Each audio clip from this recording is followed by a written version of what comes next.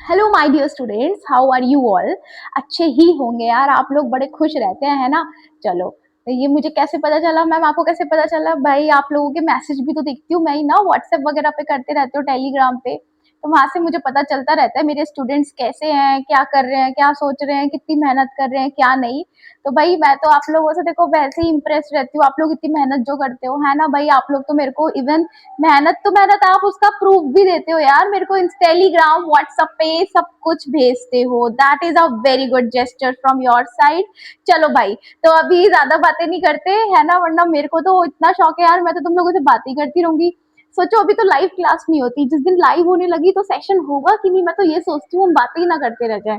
चलो, अभी finally guys, अभी स्टार्ट करते हैं रिवर्सिबल चेंज। और चेंज को अपन एक और नाम से जानते हैं क्या, तो प्रोसेस। चेंज को हम प्रोसेस से भी जानते हैं। भाई ध्यान से समझो, कंफ्यूजन नहीं रखनी, ध्यान से सुनो। देखो स्टूडेंट्स, जो हमारा चेंज होता है बच्चे, ये जो रिवर्सिबल चेंज है, पहले तो ना मैं एक काम करती हूँ यार, बीकर बना लेती हूँ। ये देखो मेरा एक बीकर नहीं, कंटेनर मान लो, है ना। इसमें मैंने क्या लगा दी, ये है क्या, पिस्टन, है ना, ये है पिस्टन। ठीक है, अब मैंने क्या किया, मैंने इसके ऊपर ना भाई बहुत सारे सैंड के पार्टिकल्स देखो रख दिए इस तरीके से, है ना। देखो इस तरीके से मैंने बहुत सारे सैंड के पार्टिकल्स यहाँ पे रख दिए हैं। भाई थोड़ा सा टाइम दे दो, बस सैंड पार्टिकल बना दे दो, सैंड मिट्टी, मिट्टी बना रही हूँ, मिट्टी, है ना। हाँ, चलो गाइज, मैंने ये बना दिए क्या, आपके सैंड के पार्टिकल।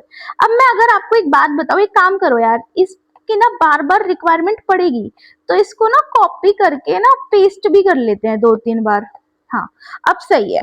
तो भाई अब मैं आपको एक बात बताती हूँ, मैंने कहा कि देखो सबसे पहले तो एक चीज का ध्यान रखो कि ये जो रिवर्सिबल प्रोसेस होता है ना, इन ये इनफाइनाइट टाइम में जाके खत्म होता है। बच्चे, दिस प्रोसेस, ये जो प्रोसेस है ना, ये इनफाइनाइट टाइम में जाकर कंप्लीट होता है ये प्रोसेस। बच्चे, ये जो प्रोसेस है ना, ये एक एजम्पशन है, ये सच्चाई नहीं है। क्या है मैम ये? बच्चे ये है क्या, एक अजम्पशन है, ये सच नहीं है, ये एक हाइपोथेटिकल कॉन्सेप्ट है। ठीक है, रिवर्सिबल प्रोसेस का। अब मैम हम क्यों पढ़ रहे हैं, जो चीज झूठ है हमने सिर्फ उसे एज्यूम किया है, आप क्यों पढ़ाते हो ऐसी चीजें? भाई मैं क्या करूं, इसमें मेरी क्या गलती? ये केमिस्ट्री के अंदर ना बहुत सारी चीजें यार आज भी सॉल्वेबल नहीं है, लेकिन हमको भाई सिलेबस बनाना था ताकि जेई नीट को टफ कर सके, तो ये आपको इसीलिए पढ़ना पड़ेगा। ठीक है, तो जो भी है यार प्लीज पढ़ लो, है ना। मान लो कि जो मैंने बोला, मैंने क्या बोला यार, यही सच है, यही किताबों में लिखा है, बड़ी बड़ी किताबें पढ़ के देखो, उनमें सब में यही लिखा है कि ये एक एजम्पशन है, हाइपोथेटिकल कॉन्सेप्ट है। बताओ क्या कोई ऐसा प्रोसेस है जो कि इनफाइनाइट टाइम में जाके खत्म हो? भाई इनफाइनाइट टाइम का मतलब ये नहीं है कि कुछ घंटे या कुछ साल या कुछ 100 साल या 1000 साल या 1 बिलियन साल। इनफाइनाइट मतलब तो आप ये समझ लो, एक ऐसी चीज जो आप सोच भी नहीं सकते। पहले तो इनफाइनाइट समझो। सपोज मेरी जो सोच है, मेरी सोच गई है बिलियन 1000 ईयर्स तक, भाई वो भी मैं सोच पा रही हूँ, तो वो भी इनफाइनाइट नहीं है। ये तो इनफाइनाइट तो एक ऐसा नंबर है जो अचीव ही नहीं कर सकते, आप सोच भी नहीं सकते, वो इतना बड़ा नंबर है। समझ में आती है? तो infinite is something which is unachievable. Totally fairy tale वाली बातें चल रही हैं, मुझे पता है। आप कहोगे यार मैम क्या पढ़ा रही फेरीटेल वाली बात, यार है। आप तो मान लो एक स्टोरी चल रही है हमारी, वो फेरीज वाली जो बचपन में मम्मी पापा सुनाते थे ना, दादी दादा हमको सुनाते थे, सुलाते सुलाते कि वो परी आई हो उसको उठा के ले गई। भाई वो ही हो रहा है यहाँ पे भी 2 मिनट के लिए तो। ठीक है, चलो ये प्रोसेस इनफाइनाइट टाइम में होता है बच्चे। अब दूसरी बात एक और देखो, सपोज कि देखो मेरा मन हुआ कि ये जो एक सैंड का पार्टिकल है ना, मैं इस वाले पार्टिकल को उठा के बाहर फेंक दे रही हूँ, है ना। लो मैंने उठा के बाहर फेंक दी। अब फेंकने से भी पहले एक चीज और समझ लो कि अभी बच्चे जब मैंने देखा तो ये पिस्टन ना रेस्ट पे है, ये पिस्टन किस पे है, रेस्ट पे, यानी कि ना तो ये ऊपर की तरफ जा रही है और ना ही ये पिस्टन नीचे की तरफ आ रही है। इसका क्या मैं मतलब समझूं कि बच्चे, जो ये बाहरी प्रेशर है, सपोज मैंने इसको बोला पी एक्सटर्नल, और सपोज जो अंदर का प्रेशर है, सपोज पी बोल दो या पी इंटरनल बोल दो, मैंने पी लिख दिया, तो ये पी एक्सटर्नल और पी इंटरनल इस समय पर बराबर है। लेकिन अब मैंने, अब भाई अब मैं केमिस्ट्री वाली हूँ, मेरा दिमाग स्टेबल नहीं है, मेरा तो ना वो होता है कि भाई ये चीज स्टेबल क्यों है, इसे डिसस्टेबल कर दो। तो भाई हमने क्या कर दी, डिसस्टेबल कर दी, हमने इस वाले को उठा के बाहर फेंक दिया। समझ में आती है बात? हाँ। तो अब आप देखोगे, क्या आपने बाहर का एक सैंड का पार्टिकल उठा के बाहर फेंक दिया तो क्या ऊपर का प्रेशर कम हुआ होगा? हुआ होगा, लेकिन बहुत थोड़ा सा, बहुत मामूली सा कम हुआ होगा, बहुत मामूली सा, चिंदी सा, कि आप सोच भी नहीं सकते यार, ऑब्जर्वेबल भी नहीं होगा वो चेंज। यार खुद सोच के देखो ना, आपने एक बीकर ऐसे कंटेनर लिया, इस पे से पिस्टन बनाया, उसके ऊपर इतनी सारी सैंड रख दी, उसमें से एक तिनका सा बाहर निकालोगे तो क्या कोई चेंज ऑब्जर्वेबल होगा? नहीं होगा। तो ये एक बेहुदा बात है जो अभी मैं आपको अगले 5-10 मिनट करने वाली हूँ, ठीक है? चलो, तो मैंने उठा के फेंक दिया। अब मैंने कहा, जब आपने ये उठा के फेंका तो उस समय पे सपोज जो पी एक्सटर्नल है, क्या वो कम हुआ होगा? कितना कम हुआ होगा कि पी की में से माइनस कर दो डीपी। अब ये जो बच्चे डीपी है ना, ओ माय गॉड, ये जो डीपी है, ये क्या है मैम? डीपी, ये क्या है मैम? डीपी बच्चे, डीपी है बहुत छोटा। मैम बहुत छोटा कितना? भाई इतना छोटा कि सोच भी नहीं सकते। तो मैम फिर very very very very small लगा दो। मैंने कहा लगा दो, पर मैम ये भी समझ में आता है कुछ हद तक ही छोटा है। अरे भाई नहीं आता तो तुम एक काम करो, तुम लिखो infinitesimally small. Oh my God, कि इनफाइनाइट टाइम्स छोटा, इनफाइनाइट टाइम्स छोटा, कि आप सोच नहीं सकते इतना छोटा चेंज आया है। समझ में आई? अच्छा, अगर मैं उल्टा करूं, मैंने कहा लो एक पार्टिकल, मैंने कहा अब इस एक पार्टिकल को ना अंदर रख दो, तो अब आप कहोगे ऊपर का प्रेशर बढ़ गया होगा। हाँ बढ़ गया होगा। मैम कितना बढ़ा होगा? तो पी एक्सटर्नल प्लस इंटरनल में ऐड कर दो डीपी। अब फिर से डीपी क्या है भाई? बहुत छोटा सा बड़ा होगा। समझ में आती है बात? हाँ। अब मैं आपको एक बात बताती हूँ भाई, ध्यान से सुनो, बहुत ध्यान से सुनो माय डियर स्टूडेंट्स, ध्यान से सुनो यार, बड़ी इंपॉर्टेंट बातें चल रही हैं आज। हाँ तो भाई एक और चीज सुनो, कि यहाँ पे ना ये प्रोसेस थ्रू आउट, ये जो रिवर्सिबल प्रोसेस है ना, through out the process equilibrium में रहता है। कैसे भाई? आपने सपोज, एक सेकेंड, आपने सपोज ये वाला पार्टिकल उठा के बाहर फेंका, तो कुछ प्रेशर ऊपर कम हुआ, तो पिस्टन ऊपर की तरफ ये जा रही होगी, लेकिन एक समय ऐसा आएगा कि फाइनली पिस्टन कहीं तो पहुंच जाएगी और फिर ऊपर का प्रेशर और नीचे का प्रेशर फिर से बराबर हो जाएगा। And in the similar way, अगर आप एक पार्टिकल को अंदर डाल रहे हो तो फिर से पिस्टन नीचे की तरफ हल्की सी हुई होगी, लेकिन एक समय ऐसा आएगा कि ऊपर का प्रेशर और नीचे का प्रेशर बराबर हो जाएगा। तो भाई एक तो ये ना बहुत ही स्मॉल प्रोसेस है, वेरी स्लो प्रोसेस है, और यहाँ पर throughout the process my dear students, throughout the process, throughout the process system जो है वो system and surrounding are in equilibrium with respect to each other। भाई ma'am यहाँ पे सिस्टम और सराउंडिंग क्या है स्टूडेंट्स? ये है सिस्टम, बीकर के साथ जुड़ी पिस्टन सिस्टम है, लेकिन ये जो बाहर वाला पार्ट है एयर और इसके आसपास की सारी चीजें, वो क्या है? आपकी सराउंडिंग का पार्ट है। तो यहाँ पे पूरे प्रोसेस के दौरान सिस्टम और सराउंडिंग इक्विलिब्रियम में पाए जाएंगे। आई थिंक इतनी बात क्लियर हो गई होगी, है ना? हाँ चलो, अब आपको एक पॉइंट और बताती हूँ। क्या है वो पॉइंट? कि यहाँ पे ना बच्चे, जो आपका ऑब्जर्वेबल चेंज है, जो ऑब्जर्वेबल इवन पैरामीटर्स हैं, जो पैरामीटर्स हैं उनमें बहुत ही इनफाइनाइटेसिमल चेंज आता है। द चेंज इन प्रॉपर्टीज लिख लो, the change in properties are infinitesimally small, infinitesimally small। ठीक है ना? क्लियर है इतनी बात? चलो अभी एक पॉइंट और देख लो।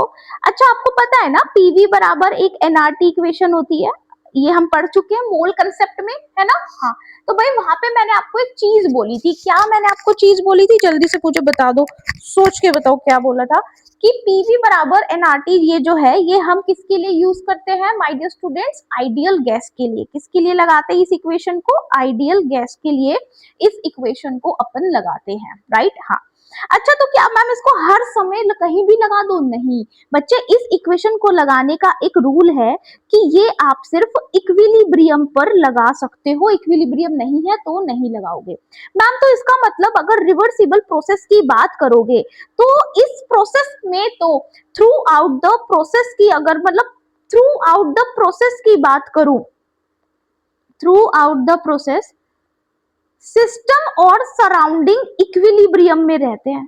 सिस्टम एंड सराउंडिंग किस में रहते हैं बच्चे, इक्विलिब्रियम।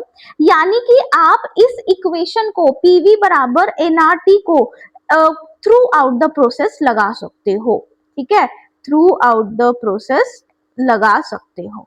भाई क्लियर है इतनी बात, है ना। चलो, अभी ये वाला लास्ट पॉइंट था, अब मैं आपको आगे बढ़ती हूँ। तो भाई नेक्स्ट वी हैव कौन सा change students, next we have reversible change, ठीक है। अब रिवर्सिबल चेंज क्या है, in reversible sorry irreversible change, irreversible change क्या है, रिवर्सिबल चेंज का बिल्कुल उल्टा। कैसे मैम, देखो भाई, रिवर्सिबल चेंज तो बहुत ही स्लो है, लेकिन वो इनफाइनाइटसिमली स्लो है, लेकिन ये बच्चे फाइनाइट टाइम में हो जाता है, फाइनाइट टाइम में इस ये कंप्लीट हो जाता है। वो इनफाइनाइट टाइम लगाता है ना कंप्लीट होने में, लेकिन इसको कंप्लीट होने में फाइनाइट टाइम लगता है। समझ में आती है, आती है। अब मैं आपको अगर एक बात बताऊं, मैंने कहा लो बीकर बना लो, फिर से अपनी क्या लगा लो, पिस्टन, तो आपने लगा दी, देखो ये रही हमारी क्या, पिस्टन।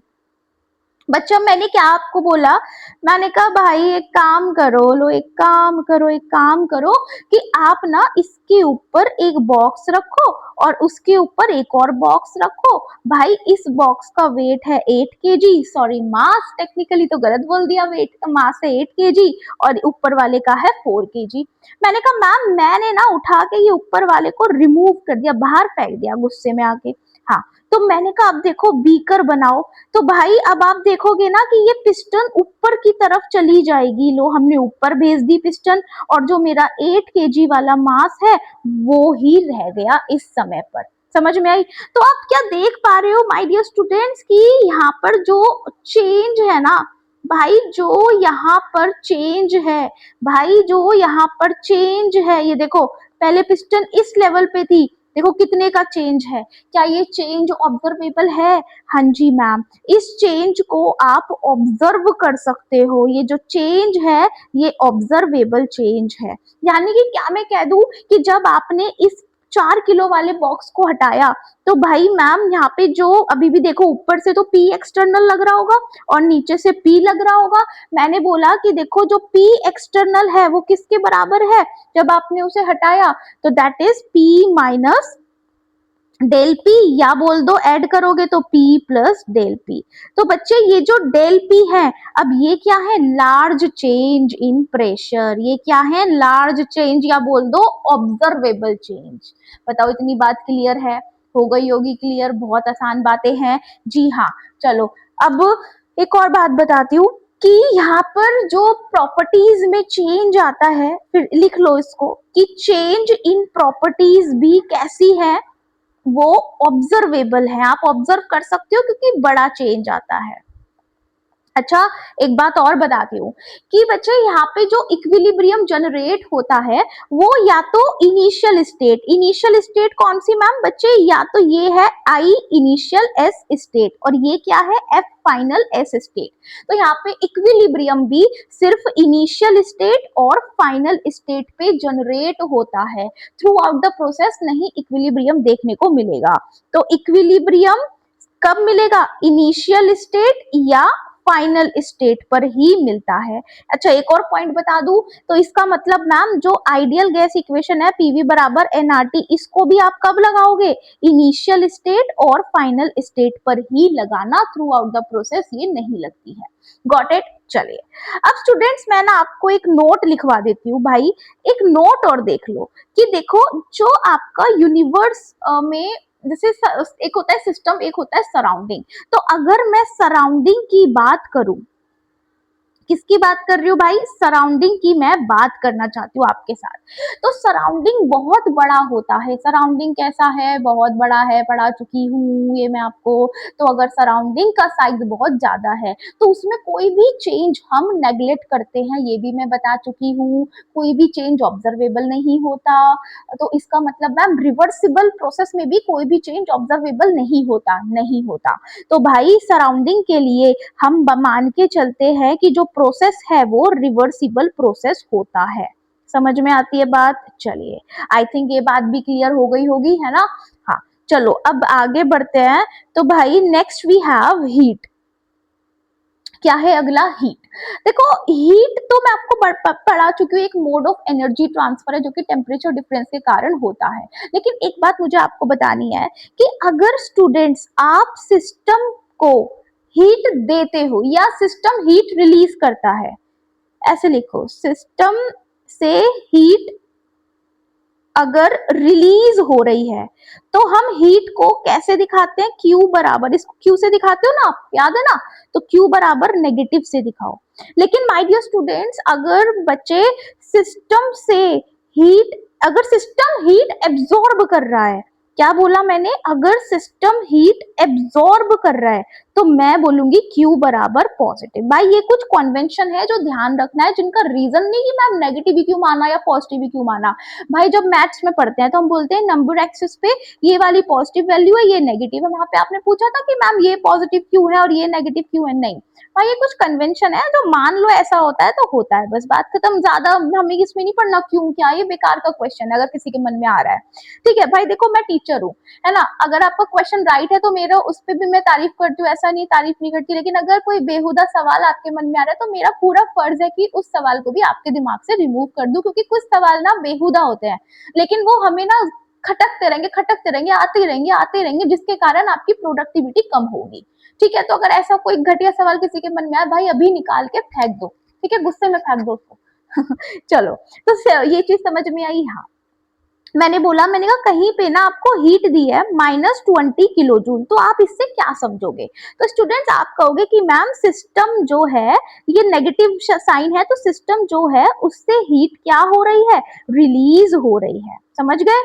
हाँ जी, है ना? क्लियर है ना जी? और बच्चे अगर कहीं पे उसने लिख दिया कि heat is released by system that is 40 kilo joule, तो आप समझ जाओ कि भाई यहाँ पे Q उसने साइन नहीं दिया लेकिन उसने बोल दिया रिलीज्ड, तो Q बराबर क्या है? -40 kilo joule.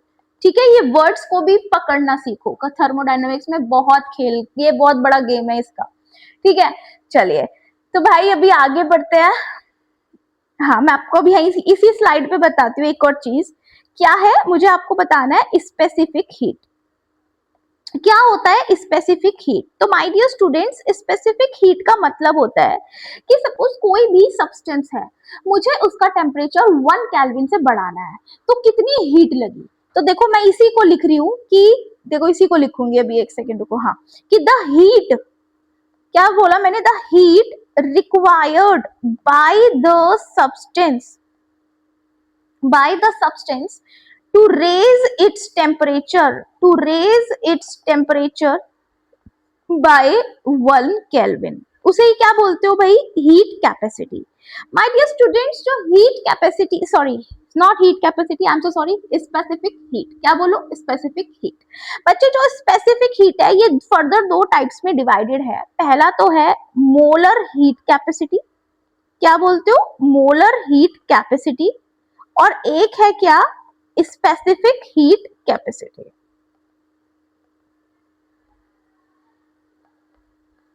Specific heat capacity, ठीक है? हाँ, चलो अब एक काम करो यार, एक काम करो,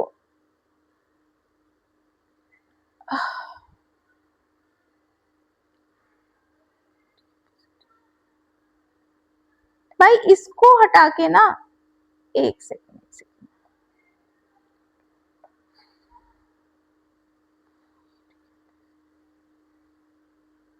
तो अभी मैं आपको पढ़ाने वाली हूँ क्या, हीट कैपेसिटी, ठीक है। हाँ, तो अभी आप ये देखो, एक हीट है, हीट में पढ़ा चुकी हूँ, एक आता है क्या, हीट कैपेसिटी। तो स्टूडेंट्स जो हीट कैपेसिटी होता है, इसका मतलब होता है कि किसी भी सब्सटेंस की हीट, मतलब किसी भी सब्सटेंस का टेम्परेचर 1 केल्विन से बढ़ाने के लिए कितनी हीट रिक्वायर्ड है। तो देखो मैं लिखती हूँ जो मैंने बोला the heat required by the substance to raise the temperature by 1 kelvin. किसी सब्सटेंस का टेम्परेचर इंक्रीज करना है 1 केल्विन से, तो उसमें कितनी हीट आपको देनी पड़ेगी, वही क्या है आपका हीट कैपेसिटी। बच्चों ये जो हीट कैपेसिटी है ना भाई, ये फर्दर डिवाइडेड है 2 टाइप्स। पहला तो है इस पहले लिखो मोलर हीट कैपेसिटी, क्या है, मोलर हीट कैपेसिटी, और एक होता है क्या, स्पेसिफिक हीट कैपेसिटी। ठीक है, चलो अब इन्हीं को मोलर हीट कैपेसिटी और स्पेसिफिक हीट कैपेसिटी को थोड़ा डिटेल में समझने की कोशिश करते हैं। तो स्टूडेंट सबसे पहले आ जाती है क्या आपके पास, मोलर हीट कैपेसिटी। तो भाई ध्यान से सुनो, सबसे पहले तो मैं आपको बोलूं, इसका सिंबल है सी, हम इसको किससे दिखाते हैं, सी से। बच्चे ये क्या होती है, देखो ध्यान से समझो कि मोलर यानी कि एक मोल सब्सटेंस का टेम्परेचर 1 केल्विन से बढ़ाने में कितनी हीट लगेगी, समझ में आएगी। देखो मैं ना इसको लिखती हूँ, मैंने कहा heat required to raise the substance of 1 kelvin, substance of 1 mole by 1 kelvin. The heat required to raise the, यहाँ पे लिखो temperature of a substance of 1 mole by 1 kelvin. जैसे सपोज मैं ना आपको इसको समझाती हूँ थोड़ा डिटेल में। मैंने कहा एक काम करो यार, मैंने कहा यार एक देखो, आपको ना डी क्यू, सपोज कि डी टी हीट, बहुत छोटी सी हीट बढ़ाने में जो जो बहुत छोटा सा टेम्परेचर बढ़ाने में, सपोज डीटी टेम्परेचर बढ़ाने में, क्या बोला मैंने कि बहुत छोटा सा टेम्परेचर विच इज डीटी, उसको बढ़ाने में जो हीट लगी वो है क्यू, लेकिन बात हो रही है 1 मोल सब्सटेंस की। क्लियर है, हाँ। तो मैंने कहा 1 केल्विन को बढ़ाने में कितनी हीट लगेगी, तो आप बोलोगे क्यू बाई डी टी, है ना। हाँ, तो भाई ये जो क्यू बाई डी टी है माय डियर स्टूडेंट, यही तो है आपका सी। इसी को तो बोलते हैं क्या, मोलर हीट कैपेसिटी। तो एक बात बताओ, क्या मैं यहाँ से क्यू निकाल लूं, तो आप बोलोगे C D T, but ma'am ये आया 1 मोल का। लेकिन मैम एन मोल की बात करें तो कैसे लिखेंगे, तो बोल दो भाई Q is equal to N C D T. समझ में आ गई ना, कोई भी दिक्कत नहीं है ना, it's very very clear and normal. चलिए, तो बच्चे अब इसकी यूनिट भी आप बता सकते हो, इसकी यूनिट क्या होगी बताओ, जूल पर मोल पर केल्विन, ये क्या इसकी यूनिट हो जाएगी। किसकी यूनिट है ये, सी की। ये किसकी यूनिट है, सी की। सी क्या है, मोलर हीट कैपेसिटी, जूल पर मोल पर केल्विन। समझ में आई बात। हाँ, अब बच्चे मैं आपको एक बात बताऊं, मैंने कहा ये जो आपका मोलर हीट कैपेसिटी है, क्या बोला मैंने, मोलर हीट कैपेसिटी है माय डियर स्टूडेंट्स। ये जो मोलर हीट कैपेसिटी होती है भाई, ये फर्दर प्रोसेस डिपेंडेंट है। ये क्या है, प्रोसेस डिपेंडेंट होती है। क्या होती है, प्रोसेस डिपेंडेंट। कैसे मैम ये भी बताओ। भाई अगर मैं बात करूं एट कांस्टेंट प्रेशर की, एट कांस्टेंट प्रेशर की, तो मैं बोलूंगी Q बराबर होगा NCPDT। तो Cp क्या है, molar heat capacity at constant pressure, molar heat capacity at constant pressure. Got it जी। चलिए अभी आगे देखो, अभी आपको एक और बात बताती हूँ। दूसरा पॉइंट देखो, एट कांस्टेंट वॉल्यूम पे भी हम इसकी बात कर सकते हैं। किस पे, एट कांस्टेंट वॉल्यूम। कैसे कैसे मैम, एक बात बताओ कि इसमें बोल दो Q is equal to N CV D T. तो भाई यहाँ पे सीवी क्या होगा, molar heat capacity at constant volume, molar heat capacity at constant volume. समझ में आई बात। हाँ, तो देखो मैं अगर आपको बताऊं कि भाई सॉलिड्स या लिक्विड्स के लिए, किसके लिए, सॉलिड्स या लिक्विड्स के लिए बच्चे जो Cv है वही बराबर है Cp का। एंड आइडियल गैस के रिस्पेक्ट में अगर बात की जाए तो स्टूडेंट्स इसमें क्या समझेंगे कि जो Cp है वो Cv प्लस R के बराबर है। अब इसका और इसका प्रूफ अभी आगे आने वाले लेक्चर्स में मिल जाएगा, ठीक है। चलिए अभी आगे देखो भाई, आगे है क्या, स्पेसिफिक हीट कैपेसिटी। भाई इसको दिखाते हैं एस से, है ना। जैसे कि मैंने बोला, मैंने कहा सपोज कि dt टेम्परेचर बढ़ाने में हीट लगी क्यू, लेकिन अभी बात करते हैं हम 1 ग्राम की। ये डिफरेंस होता है कि भाई मोलर हीट कैपेसिटी क्या है, कि जब 1 मोल के सब्सटेंस की हीट कितनी लगेगी 1 केल्विन टेम्परेचर बढ़ाने में, तो स्पेसिफिक हीट क्या है, स्पेसिफिक हीट होता है कि कि कितनी हीट लगेगी 1 ग्राम के सब्सटेंस का टेम्परेचर 1 केल्विन से बढ़ाने में। बस इतनी सिंपल सी बात है, ठीक है। चलिए, तो भाई सपोज dt टेम्परेचर बढ़ा रहा, dt टेम्परेचर बढ़ाने में 1 ग्राम सब्सटेंस में हीट लगी कितनी, Q हीट, राइट। हाँ, तो भाई 1 केल्विन का बताओ, तो 1 केल्विन का क्या हो जाएगा, Q बाई dt। तो भाई यही क्या है आपका इस बार s, ये किसके बराबर है, s के। तो अब क्या बोलोगे, q बराबर s dt। क्या हो जाएगा माय डियर स्टूडेंट्स, ये q बराबर s dt के बराबर हो जाएगा। लेकिन ध्यान करो ये आया 1 ग्राम का, लेकिन अगर m ग्राम की बात करें तो क्या बोलोगे, q बराबर ms dt। समझ में आ गई बात, q बराबर ms dt, Q बराबर ms dt। This is so simple and cool thing, right, yes. चलिए अब इसकी यूनिट्स बता दो भाई, किसकी, S की यूनिट्स क्या जाएंगी, तो आप क्या बोलोगे, जल्दी बोलो, जूल पर ग्राम पर केल्विन। अब यूनिट्स चली गई हमारी ये वाली। This is very simple and easy, not a very big problem, right. हाँ, चलिए अब मैं आपको एक बात बताऊं अगर थोड़ी इंटरेस्टिंग सी, कि भाई ये जो आपके फॉर्मूलेज निकल के आए हैं कौन कौन से, अरे अरे अरे क्या हो गया, ये जो आपके भाई फॉर्मूलेज निकल के आए ना, Q बराबर ms dt, और एक क्या आया है निकल के, Q बराबर C क्या था, nc dt। भाई ये जो फॉर्मूलेज हैं ये तभी एप्लीकेबल है जब टेम्परेचर कांस्टेंट नहीं है, दूसरा जब कोई भी केमिकल या फेज चेंज नहीं है, जब कोई भी केमिकल या फेज चेंज नहीं है। Got it, I hope you understand it, right, yes. कोई बात नहीं, धीरे धीरे अभी समझ में आ जाएगा क्या बात मैं बोलना चाह रही हूँ, ठीक है। अभी कोई भी बात नहीं, अगर नहीं भी बहुत ज्यादा आ रहा है, धीरे धीरे आ जाएगा, हैव पेशेंस। अब मैं आपको एक बात बताऊं, मैंने कहा भाई मैंने ना यहाँ पे आके बात रोकी थी कि आइडियल गैस के लिए Cp बराबर है Cv प्लस R के। तो हम यहाँ पे Cp और Cv की वैल्यूज को कैलकुलेट कर सकते हैं, लेकिन ये मैं आपको करके दिखाऊंगी नेक्स्ट क्लास में, ठीक है। नेक्स्ट क्लास में यहीं से शुरू करेंगे। लेकिन मैम कल को सॉलिड, लिक्विड या रियल गैस की बात की जाए तो मैम उसकी ये Cp और Cv की वैल्यूज का क्या, तो स्टूडेंट्स परेशान नहीं होना, हमें ना निकालनी है ना याद रखनी है, क्वेश्चन में वो आपको हर बार खुद से गिवन कर मतलब देगा वो, ठीक है। हमें बस किसकी टेंशन लेनी है, आइडियल गैस के रिस्पेक्ट में Cp और Cv की वैल्यूज निकालना सीखना है, जो कि मैं आपको बताऊंगी कल वाली क्लास में, ठीक है। I hope my dear students आज की क्लास आपको समझ में आई होगी। भाई प्लीज रिवाइज कर लेना, ठीक है। अगली क्लास में मिलते हैं, चलो गाइज बाय बाय, खुश रहो, पढ़ते रहो, बाय बाय।